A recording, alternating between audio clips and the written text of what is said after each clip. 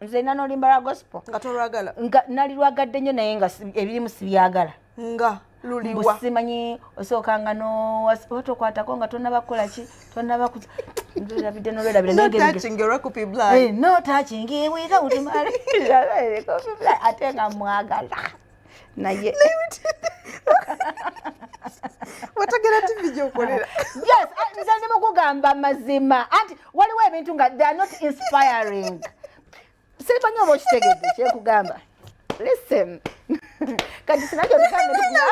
abaana bali buholidde obagamba ki nedda Dora waliwo omuntu ali eyatulaba nga okumugamba nti no tulumala emyaka 4 omumalamu amaanyi okitegedde oh my god omumalamu amaanyi nze olwebozi nga zimalamu amaanyi kale nga kituufu bujulizi kyotegeeza ki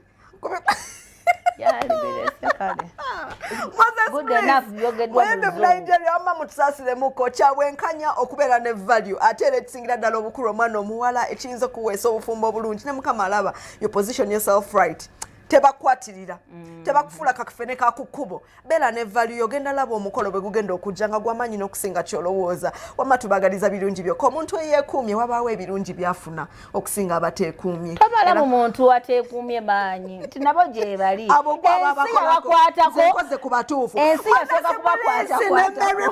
bwiti ninja kukuba obukondo zirike Moses Brace na Melly Brace bakoze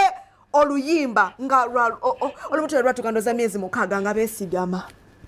temutugoya Nathaniel Basi yabaddeko ko Oluyimba era nga bageza okutya nga baluyita play Oluyimba tebaluyita erinnya naye ekigambo kye bayimbye kyanyumidde plenty grace. Download the Salt Media app from the Google Play Store and the Apple App Store.